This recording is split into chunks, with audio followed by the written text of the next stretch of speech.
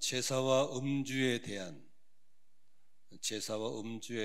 성도의 자세라는 제목으로 주의 말씀 함께 나누겠습니다. 저는 개인적으로 천상병 시인이 쓴 귀천이라는 시와 노래를 참 좋아합니다. 장사익 씨가 그 노래를 불렀죠. 그 시는 인생을 소풍으로 보고 이제 소풍을 마치고 천국으로 돌아간다라는 시를 쓰신 천상병 시인입니다. 근데 이 시인은 본래 기독교인이었는데 그 가사가 기독교적이죠. 그런데 1967년도에 동백님 사건에 연루됐다는 누명을 쓰고 군부 독재에 엄청난 견딜 수 없는 억울한 고문을 많이 당하죠. 그러면서 술을 굉장히 좋아하게 됩니다. 술 중독에 빠지죠. 그런데 기독교인들이 술을 먹지 않는다는, 못한다는 그 때문에 천주교로 옮겼던 것으로 알고 있습니다. 술을 더 좋아하니까 자신이 몸담던 교회를 떠나는 분들도 있는 걸 보게 되죠. 여러분, 우리가 전도를 하다 보면은 이런 분 만나죠. 교회는 가고 싶은데 제사를 못 지나게 하니까 못 간다. 그래서 우리 부모님이 돌아가신 다음에 나오겠다. 이런 분도 있고요. 교회는 좋은데 왜 술을 못 먹게 하냐. 그래서 나는 술도 먹고 제사도 드리게 하는 천주교로 가겠다. 이런 분도 있는 걸 봅니다. 아마 지금 제가 말한 걸 한 번도 경험해 보지 않으신 분은 죄송한 얘기지만 전도를 전혀 아는 사람들입니다. 전도해 보면 대체적으로 이런 문제로 많이 부딪힙니다. 타종교를 믿던 분들이 예수 믿기를 꺼리는 이유 중에 하나가 바로 제사 문제죠.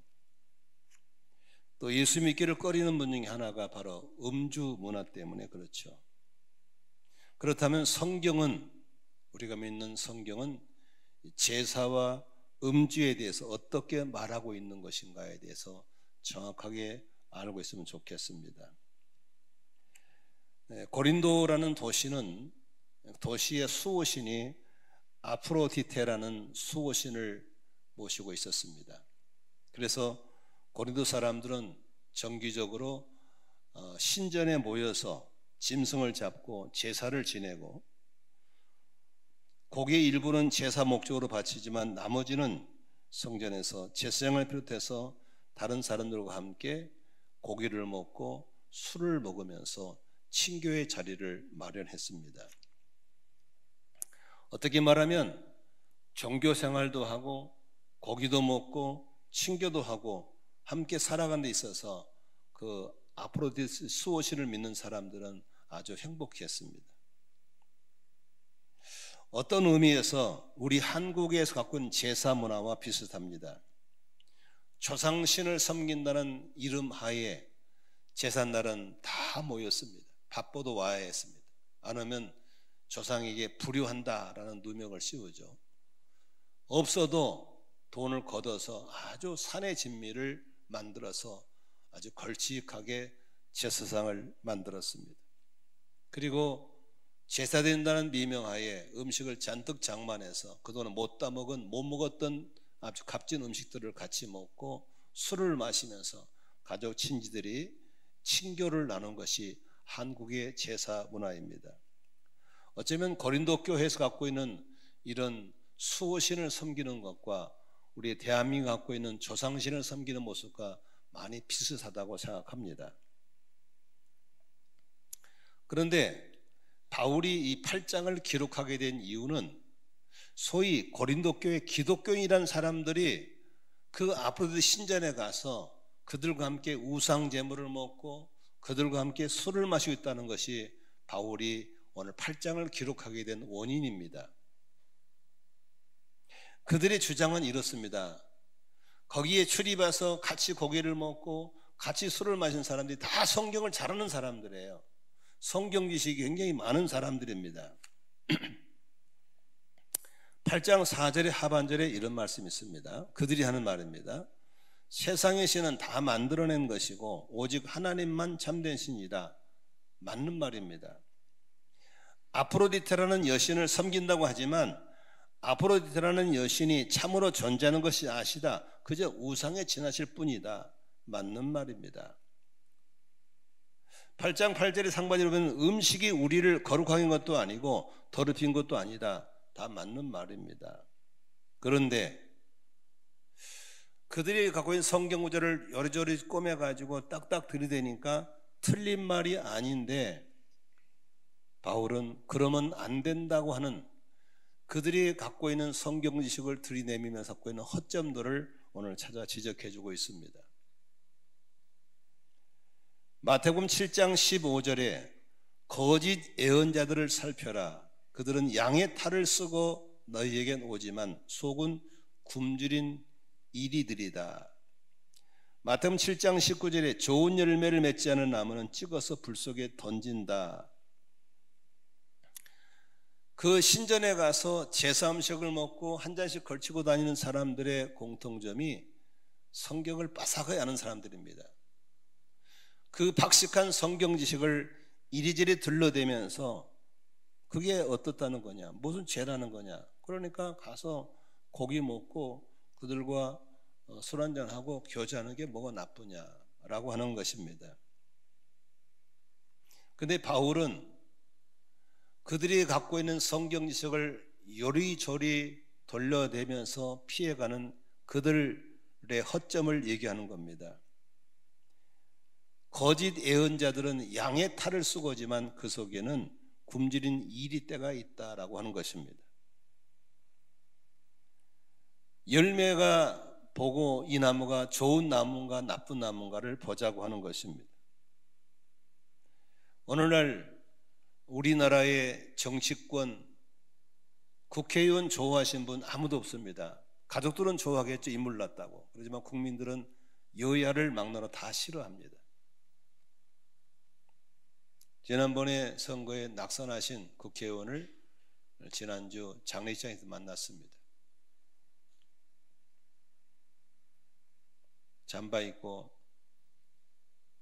나타나셨더라고요. 제가 안아줬습니다. 고생했습니다. 다시는 그런 거지 마세요. 여러분, 그분들이 하는 일은 참 좋은 거 아닙니까? 법을 만들고 법을 집행하고 굉장히 좋은 일이죠. 존경을 받아야 마땅합니다. 그러나 왜 국민들이 그들을 싫어합니까? 그들이 갖고 있는 박식한 법의 논리를 여러저리 피해 다니면서 자기들은 하나도 안 걸리고 실속을 다 챙겨 먹는 이렇게 법을 악용하고 있는 것 때문에 국민들이 싫어하는 겁니다. 저는 개인적으로 법조인들이 정치 안 했으면 좋겠어요. 이 나라 사는 길이라 생각해요. 검사, 판사, 변호사는 그냥 검사, 판사, 변했으면 좋겠어요. 그 정치 안 했으면 좋겠어요. 오늘날 성경을 많이 하는 사람들이 성경을 얼마나 악용한지 모릅니다. 어쩌면 여기 성경을 많이 알고 계신 장로님, 권사님들이 해당됐다고 생각합니다. 그들이 갖고 있는 허점이 뭐였는가를 보면서 왜 우리가 술과 제사를 조심해야 되는가에 대해서 한번 돌아보겠습니다. 8장 7절에 바울은 그렇게 말합니다. 그러나 누구에게나 다 지식이 있는 것은, 여기 지식은 성경 지식입니다. 지식이 있는 것은 아닙니다. 어떤 사람은 지금까지 우상을 섬기던 관습에 젖어 있어서 그들이 먹는 고기가 우상의 것인 줄로 여기면서 먹습니다. 그들이 양심이 약함으로 더럽혀지는 것입니다. 10절 11절 볼까요? 지식이 있는, 여기 지식은 학식이 아닙니다. 성경 지식을 말합니다. 지식이 있는 당신이 우상의 신당에 앉아서 먹고 있는 것을 어떤 사람이 보면 그가 약한 사람일지라도 그 양심에 용기가 생겨서 우상에게 바친 고기를 먹게 되지 않겠습니까? 그러면 그 약한 사람은 당신의 그 얄팍한 성경 지식 때문에 망하는 것입니다. 그리스도께서는 그 약한 신도를 위하여 죽으셨습니다.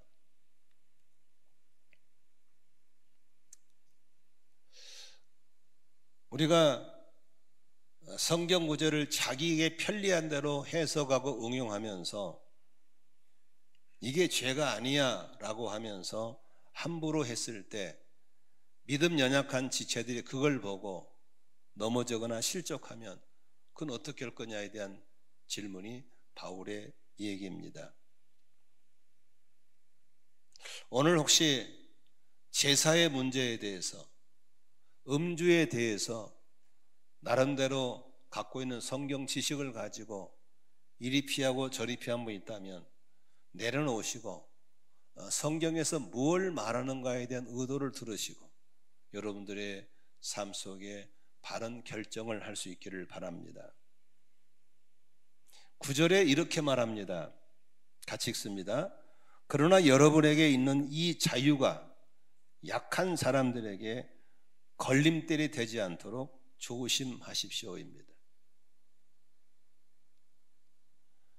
그 법조인들이 그렇게 법을 해박하게 연구한 법의 교수, 판사, 검사들이 법을 잘 모르는 국민들을 좀 배려하고 이리저리 피해 다니면 참 좋겠는데 자기 살 길만 쏙쏙 빠져 아무리 털어도 먼지가 안 나온 죄인이니까 기가 막힌 겁니다.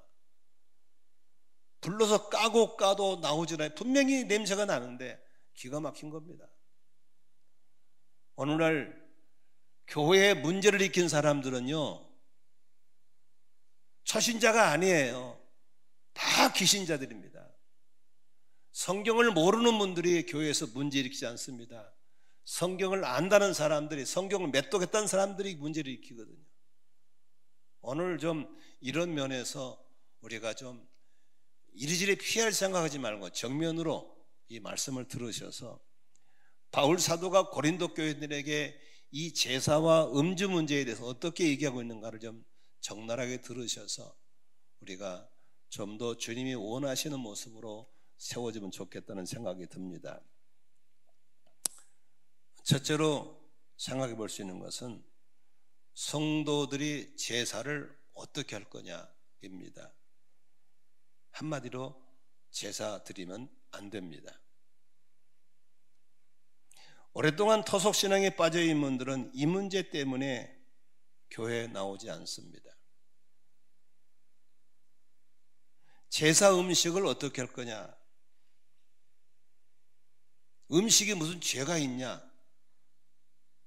나는 제사를 안 드렸지만 음식은 먹겠다. 이것도 바울은 먹지 않으면 좋겠다고 얘기합니다. 사실 그동안에 저희 아내는 한번 먹었습니다. 제사 음식을. 그거 지금은 안 먹겠지만 예를 들어 말하자면 제가 한 40년 전에 농촌 목회할 때 지금도 뭐 농촌은 어렵습니다만은 40여 년 전에 농촌 생활은 어려웠습니다. 저는 조그만 시골 자연부락에서 목회했기 때문에 사실 쌀이 없어서 밥을 먹는다면 이해를 못했을 겁니다. 그러나 모내기철에는 쌀이 없어서 빵으로 국수로 때울 때가 참 많았습니다. 근데 간혹 새벽교 나온 성도들이 평상시에 못 보던 넓은 큰 생선, 고기 반찬, 부침개를 가지고 오십니다. 그러면서 사택교가 교회가 붙어 있으니까 사택에 들어놓고 사모님 목사님 드세요 하고 가요. 이게 무슨 이렇게 어떻게 이 시골에 이렇게 큰 생선 이런 거 나왔습니까? 사실 어제 저녁에 뭐 우리 큰아버지 제사였어요. 뭐 시아버지 제사였어요. 그래요. 제사 음식을 가지고 오는 거죠. 근데 이제 문제는 놓고 가면 좋겠는데 안 가고 앉아 있어요. 뭐 우리 먹는 거 보고 간다고. 그럴 때 저는 안 먹습니다. 근데 우리 아내는 먹습니다. 이유가 음식에 뭔 죄가 있냐? 에? 바울도 믿음으로 먹으면 죄가 아니라고 그러는데 하고 잘 먹습니다. 저는 안 먹었습니다. 왜냐하면 저는 안 먹고 싶더라고요. 혹시 이런 문제 때문에 여러분들이 갈등을 겪고 있다면 오늘 성경의 답을 한번 찾아보면 좋겠습니다. 여러분, 그 사람들이 그 없는 형편에 돈을 걷어서 큰 광어를 올려놓고 우럭을 올려놓고 소고기를 넣고 비싼 고기 부침개를 만드는 것은, 자, 목사님을 주려고 만들었어요? 귀신에게 제사하려고 만들었어요? 빨리빨리. 예? 그렇죠. 그 음식이 죄가 있어요, 없어요? 죄 없죠. 믿음으로 먹으면 죄 안 되죠. 그런데 우리끼리는 괜찮은데 최근에 귀신을 섬기다가 이제 개종해서 갓 돌아온 사람들은 기독교로 돌아왔지만 우상 숭배에 대한 영향을 받고 있어요, 안 받고 있어요? 받고 있죠. 그 사람이 지금 귀신과 기독교 왔다 갔다 하는 중인데 그것을 믿음으로 먹는다고 먹어버린 분 보면은 무슨 생각이 들겠어요? 아, 먹어도 되겠구나 라고 하면서 옛날로 돌아갈 확률이 있다고 하는 것입니다. 고린도 10장 20절에 바울은 이렇게 말합니다. 이방 사람들이 바치는 제물은 귀신에게 바치는 것이지 하나님께 바치는 것이 아닙니다 라고 했어요. 다시 말하면 제사 음식은 귀신에게 주려고 만든 것이지 우리 주려고 만든 게 아니라는 겁니다. 아프로디테라는 신은 존재하지 않지만 아프로디테라는 신을 그들이 만들어서 섬길 때, 제사 지낼 때 아프로디테를 행세하는 귀신이 제사를 받는 것입니다. 기독교인들이 제사를 반대하는 이유가 있습니다. 잘 들으세요. 기독교의 정신은 어른 공경, 조상을 존경하는 건 우리의 신앙입니다. 그런데 우리가 조상 제사 드린다고 제사를 드렸을 때, 잘 보세요, 드렸을 때 조상신이 와서 잡수신다면 제사 드려야 됩니다. 왜? 우리가 공경하는 게 어른들이니까. 그런데 우리가 제사 드린다고 드리면 조상신이 옵니까? 귀신이 옵니까? 빨리빨리 얘기해요. 귀신이 오는 겁니다. 조상신을 빙자한 귀신이 오는 겁니다. 만일에 조상신이 와서 그 밥을 진짜 드신다면 아마 기독교인들은 열심히 제사 지내야 됩니다. 그러나 성경은 얘기합니다. 조상신을 빙자한 악한 영이 오는 겁니다.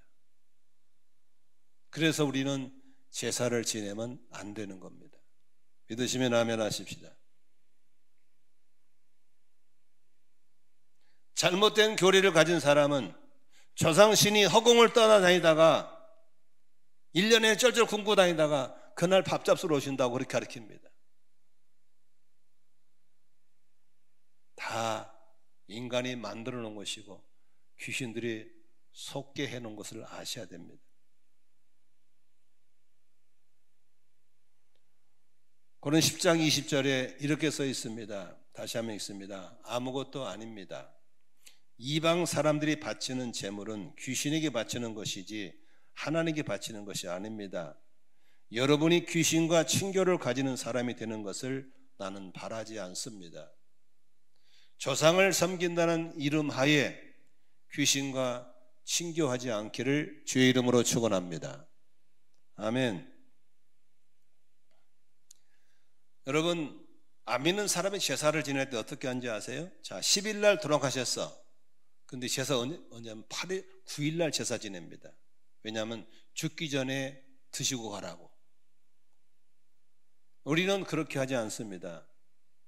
10일 날 돌아가셨으면 10일 날 기념을 하는 겁니다.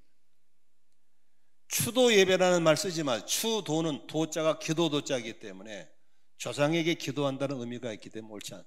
추모 예배로 통일하셔야 됩니다. 가끔씩 이렇게 어디서 들어왔는지 추도 예배라는 말을 자꾸 쓰는데 추도 예배, 추모 예배 따라해요. 추모 예배. 추모 예배는 돌아가신 그 어르신을 기억하고 추억하고 좋은 점을 본받고 이어가기 위해서 하나님께 은혜를 구하는 예배가 추모 예배인 겁니다. 돌아가신 하루 전에 하는 것이 아니고 돌아가신 날 하는 겁니다. 젊은이들은 똑바로 배워놔야 돼요. 이 다음에 대충 하지 말고. 그러므로 우리가 이 제사에 대해서 명확한 근거를 가지고 조심하시고 깨어있기를 주의 이름으로 축원합니다. 그러므로 돌아가신 조상 섬길 생각하지 말고 따라합시다. 살아있을 때 잘하자. 시작. 살아있을 때 잘해야 돼요. 돌아가신 다음에 왜 그렇게 후회하라고? 죽은 사람 붙잡고 뭐 하겠다는 겁니까? 살아있을 때 효도하고 잘 섬기고, 돌아가신 다음에는 이 땅의 사람이 아니기 때문에 하나님께 맡겨드리고 우리는 그날에 그 어르신을 추모하는 예배를 드리면서 그분의 훌륭한 점을 본받고 따라가기 위해서 하나님의 은혜를 구하는 그런 추모 예배를 드리기를 바랍니다. 아멘이시죠? 두 번째, 음주에 관한 것입니다.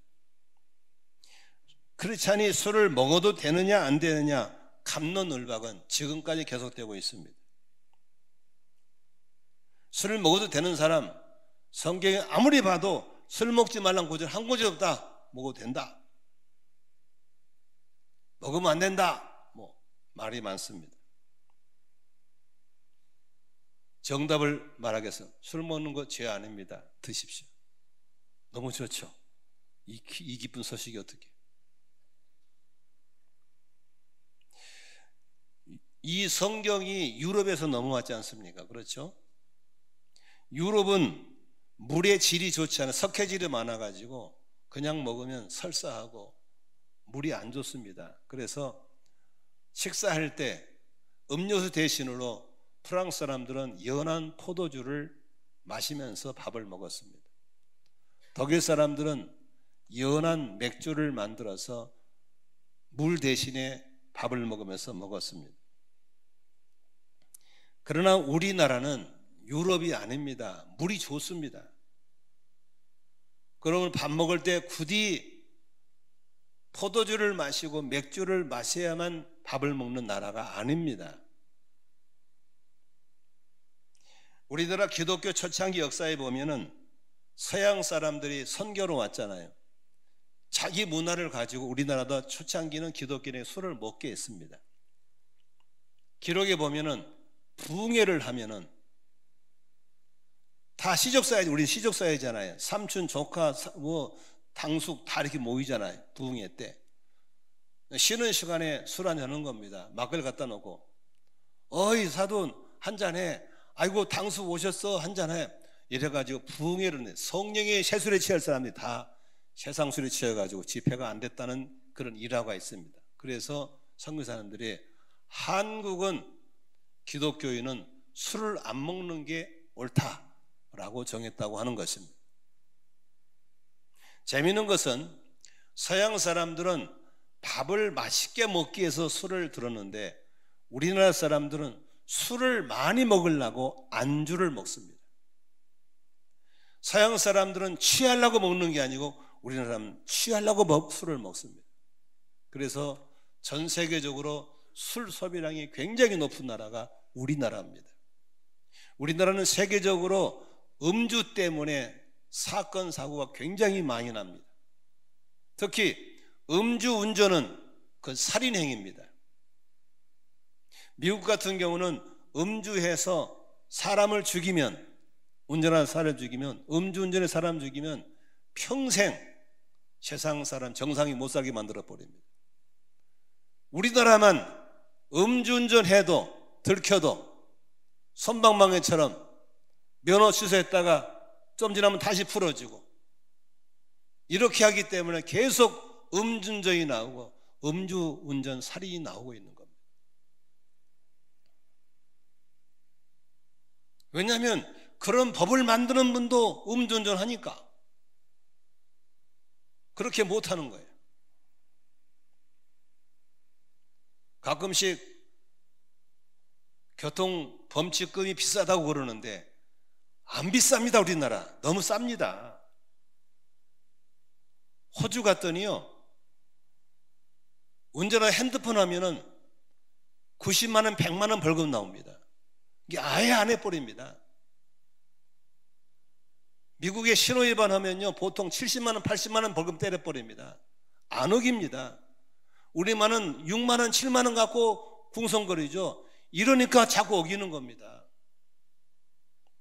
음주운전하다가 사고 나면 아예 평생 운전 못하게 해버려야 됩니다.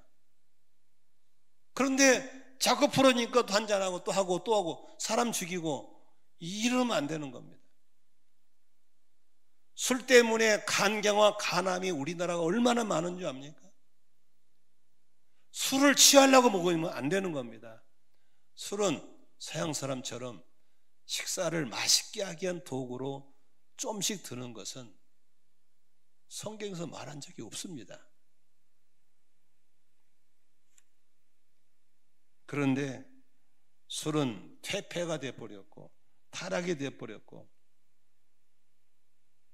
그래서 우리 기독교는 130년 동안 한국 기독교는 금주가 기독교인의 문화로 정착한 걸 믿으시기를 바랍니다. 그러나 나는 뼛속까지 기독교인이야 이러신 분들은 집에서 이불 속에서 이렇게 주무시기 전에 한잔 홀칵하고 주무시면 됩니다. 그러나 누가 보게 하는 건 절대로 옳지 않습니다. 그렇다면 기독교인의 금주는 언제 해야 되는가? 다음 두 가지 때는 반드시 금주하셔야 됩니다. 첫 번째, 술을 통제할 수 없을 때 술 끊어야 됩니다. 주변에는 교회 다니는 사람이라 하면서 술을 자주 마는 사람이 있습니다. 그 사람 머릿속에는 100가지 1000가지가 한 가지입니다. 술은 죄가 아니야 라고 굳게 믿는 사람입니다. 그런데 성경에서는 술에 대한 얘기를 이렇게 하고 있습니다. 베드로는 4장 3절에 이렇게 얘기하고 있습니다. 같이 읽겠습니다. 여러분은 지난날에 이방 사람들이 하고 싶어하는 일을 했습니다. 방탕과 정욕과 술 취함과 환락과 연회와 가증스러운 우상숭에 빠져 살아왔습니다. 그것은 지나간 때로 족합니다. 충분합니다. 믿기 전에는 술 취하고 방탕했다 치더라도 이제는 그만하라고 하는 겁니다. 바울은 고린도 교인들에 이렇게 말하고 있습니다. 술 취하면 천국복 못 받는다고 했습니다. 같이 읽습니다. 6장 10절에 도둑질이나 사람들이나 탐욕을 부리는 사람들이나 술 취한 사람들이나 남을 중상하는 사람들이나 남의 것을 약탈하는 사람들은 하나님 나라를 상속받지 못할 것입니다. 술 취하는 사람들은 하나님 나라의 상속을 못 받는다고 써 있습니다. 여기서 술 취한다고 하는 건 뭡니까? 상습적으로 술을 마시는 사람을 말합니다. 바울은 디모데서에서 교회 직분자, 집사 자격을 말할 때 이렇게 얘기합니다. 3장 8절 이와 같이 집사들도 신중하며 한 입으로 두말하지 아니하며 술에 탐닉하지 아니하며 부정한 이덕을 탐내지 아니하며 믿음의 비밀을 깨끗한 양심에 간직한 사람. 여기서 술의 탐닉이라는 말이 뭐냐면 술 중독을 말합니다. 그러면 1년에 가끔씩 한 번씩 먹는 건 중독이 아닙니다. 술 중독은 정기적으로 먹는 걸 중독이라고 합니다. 요새 현대인들은 거의 다 커피 중독이 받아요. 한 잔 안 먹으면 이상한 거 다 먹습니다. 커피 먹었어? 오늘 한 잔 했어. 안 했네? 오늘 해야 되겠네. 아예 하루에 한 잔 하는 것이 그냥 기본에 이게 중독입니다. 커피를 안 먹고도 넘길 수 있어야 중독이 아닙니다. 그런데 하루에 한 잔을 해야만 된다는 생각, 그게 중독입니다. 술을 오늘 꼭 먹어야만 돼. 이게 중독인 겁니다. 술을 통제하지 못하면 중독입니다. 이런 거 보세요. 술이 왜 나쁘냐? 처음에는 사람이 술을 먹어요. 취기가 돌잖아요. 그러면 술이 누구를 먹어요? 나를 먹어버려요. 사람이 술을 먹을 때는 사람이에요. 그러나 술이 사람을 먹으면 사람이 아니라 뭐가 돼요? 개가 돼버려요. 제가 농촌 목회할 때 제가 보계면이라는 면에서 목회했는데, 보계면의 농협조합장이 성결교 집사님이었어요. 항상 봉사도 하고 착하고 그러신 분이었어요. 또 조합장이니까 돈도 있으니까 여의도 봉사도 많고 헌금도 많이 해요. 근데 이분에게 항상 담임 목사에게 멍해가 하나 있어요. 가슴에 멋진 술을 줬어요. 남이 술을 권하면 노를 못해. 이 어르신이 처음에는 아유 교회 다니 내가 한 잔만이요. 그러면 그 한 잔만이 됩니까? 주민들이 한 잔하고 하다가 취해버려요. 그러면 소문이 쫙 나요. 그냥 동네니까. 아이고 그 조합장이 전봇대다 대고 오줌 싸고 있었어 막 이러고, 막 오메 그 조합장이 자꾸도 안 흘리고 돌아다녀 이러고, 온 동네 읍내 그 조합장이 술 먹고 돌아다니는 거 소문나는 거예요. 그러면 담임 목사님이 그걸 수습한다고 얼마나 힘들었는지 몰라요. 한번 따라합시다. 사람이 술을 먹지만 조금만 지나면 술이 사람을 먹는다. 그걸 구별을 지을 수 있어요? 없어요? 없어요.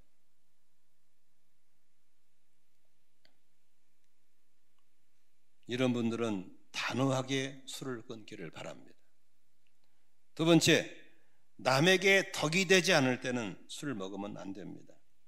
로마 14장 21절에 이런 말씀입니다. 고기를 먹는다든가 술을 마신다든가 그 밖에 무엇이든지 형제나 자매를 걸려 넘어지게 하는 일은 하지 않는 것이 좋습니다. 사람들을 실족하게 하는 일이라면 안 해야 될 줄로 믿습니다. 연구 결과에 의하면 우리나라 사람들의 70% 정도가 술 중독에 걸렸다고 합니다. 술을 끊으려고 뭐 금주학교, 뭐 담배 끊으려고 금연학교 다 하죠. 금연학교, 금주학교 든다고 되는 게 아닙니다. 제일 좋은 것은 교회에 나온 겁니다. 그런데 이런 적도 있습니다. 교회에 아주 봉사를 잘하는 집사님이 한 분 계시는데 성경도 많이 하는데 그 사람은 머릿속에 영혼 구원을 위해서는 가끔씩 한잔 해도 된다라고는 철학을 굳게 믿는 분이 계셨어요. 이분이 결혼식을 갔습니다. 그래 이제 그 혼주 부모를 알아. 혼주가 교회를 안 나와. 신랑 신부 부모가 안 나오는데 잘 됐다. 가서 인사도 할 겸 전도했다 싶으니까 그 안 믿는 혼주 부모님이 당연히 아이고 오셨냐고 한잔 하시라고 와인을 쓱 줬어. 그러니까 그 속에 음주가 죄가 아니라 굳게 믿는 집사님이 잔을 턱 받았어. 그래가지고 쫙 들이켰어. 그리고 드시라고. 잔이라는 게 왔다 갔다 하잖아요. 이렇게 왔다 갔다 왔다 갔다 하는 걸 봤는데 하필 그때 술을 먹어서 간이 나빠져가지고 술을 끊어야 되는 남편을 두신 여자 집사님이 있었어. 그래가지고 그 술을 안 먹게 하려고 교회를 겨우 데리고 왔는데 그 여집사인 남편이 집사람 반이 요거 한 걸 딱 봤어. 술을 끊어 다시 먹어. 빨리빨리 다시 먹어. 뭐라 먹는 줄 아세요? 아, 이 사람아 그 집사님도 술을 먹는데 내가 뭐 괜찮아 갖고 와. 그러니까 그 여집사님이 너무 난감하니까 목사님을 찾아와서 목사님 어떻게 하면 좋아요? 우리 남편 술 먹으면 이제 죽는데요. 간이 나빠져서. 그런데 겨우 교회를 데리고 왔는데 하필 결혼식장에서 그 아무개 집사님이 와인을 딥다 키는 걸 보고 와서 은혜 받았다고 그러면서 우리 남편은 술을 다시 먹겠다고 하면 어떻게 하면 좋겠냐고. 술을 끊어야 돼요? 먹어야 돼요? 빨리빨리 얘기해요. 먹으려면 이불 속에서 혼자 먹어. 자버려. 마가복음 9장 42절 같이 보겠습니다. 시작. 나를 믿는 이 작은 사람들 가운데서 하나라도 죄짓게 하는 사람은 차라리 그 목에 큰 맷돌을 달고 바다에 빠지는 편이 낫다라고 했습니다. 교회 와서 담배 끊고 교회 술을 끊는다면 저절로 전도가 될 줄로 믿습니다. 아, 교회가 뭔가 다르구나. 그 예수님 한 분은 정말 센 보지구나. 술도 끊게 하고 담배도 끊게 해버리네. 이렇게 저절로 전도가 될 줄로 믿습니다. VIP 전도한다 싶시고 술 한 잔씩 하다가 술 친구 교회 데려온 적 없습니다. 내가 끊어야 전도가 될 줄로 믿으시기 바랍니다. 아멘. 하나만 더 보겠습니다. 우리 성경에는 도덕적으로 회색지대가 없습니다. 흑이냐 백이냐로 따지거든요. 그런데 간혹 보면은 도덕 윤리를 가지고 봤을 때는 회색지대가 있습니다. 죄가 같기도 하고 죄가 아닌 것 같기도 할 때 있어요. 이것 때문에 사람들이 타협을 그럴 때 내리는 판단은 하나입니다. 죄가 되냐 안 되냐로 따지지 말고 사랑의 기초로 해서 덕을 세우냐 안 되냐, 그걸 봐야 될 줄로 믿습니다. 8장 1절 오늘 본문이죠. 보겠습니다. 하반절에 우리 모두가 지식이 있는 줄로 알고 있습니다. 지식은 사람을 어떻게 합니까? 교만하게 하지만 사랑은 덕을 세웁니다. 2절입니다. 자기가 무엇을 안다고 생각하는 사람은 아직도 그가 마땅히 알아야 할 방식대로 알지 못하는 사람입니다. 하나님의 의도를 100% 아는 사람이 어디 있습니까? 성경책 속에 하나님께 다 들어있는 게 아닙니다. 하나님이 우리에게 보여줄 것만 기록된 것이지 하나님의 의도를 알 수가 없는 것입니다. 사랑으로 하셔야 됩니다. 이게 덕이 되냐 안 되냐를 봐야 될 줄로 믿습니다. 3절에 그러나 하나님을 사랑하는 사람들은 하나님께서 그를 알아주십니다. 우리는 나만 아니면 돼 이게 아니라 이렇게 했을 때 안 믿는 분이나 새로 믿는 분들을 사랑하고 배려하는 마음을 가지고 술에 대한 결론, 제사에 대한 결론을 가져야 될 줄로 믿습니다. 나는 정치인들한테 그런 얘기를 자주 합니다. 당신들만 사면 안 돼. 당신이 갖고는 그 법리를 가지고 이렇게 했을 때 국민에게 유익이 되는가 안 되는가 그걸 생각해야지. 당리 당략에 빠져 있으면 안 되죠.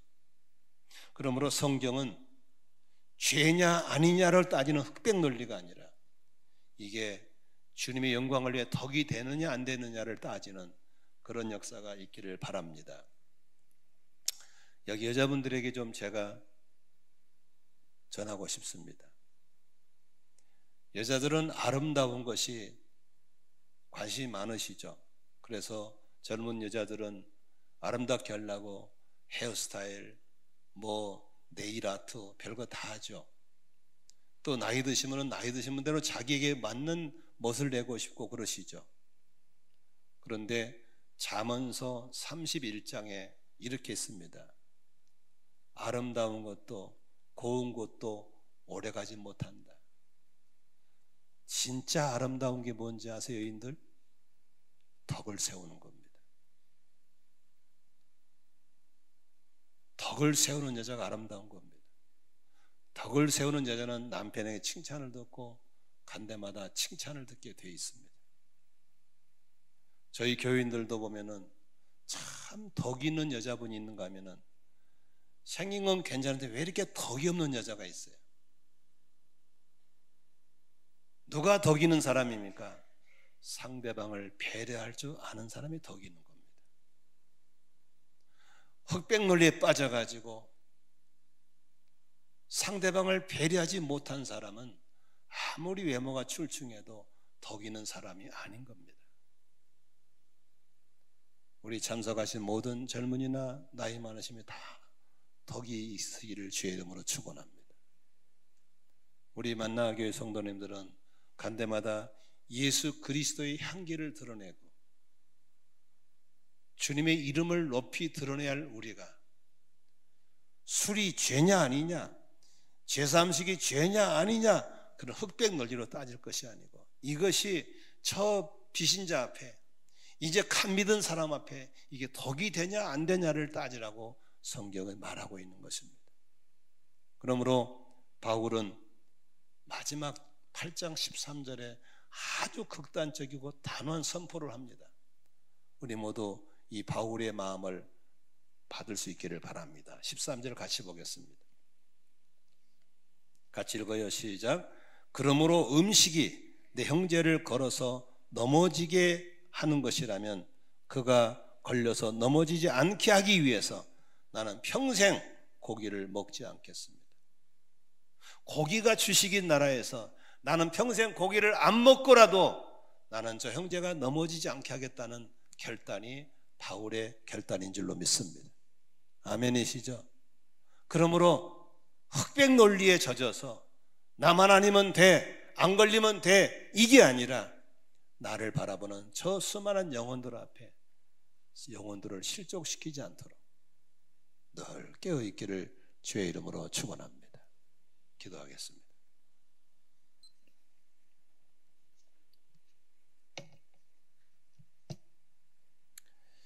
오늘 말씀을 듣고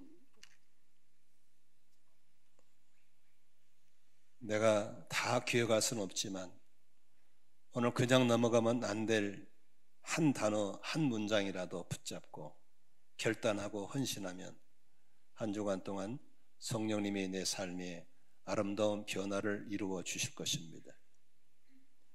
지금처럼 이렇게 살아갈 것인지, 한 삶의 변화의 분기점을 가지고 좀 더 새롭게, 좀 더 덕 있는 사람으로, 좀 더 주님의 사랑을 입는 사람으로 세워갈 것인지 결단하는 시간을 갖기를 바랍니다.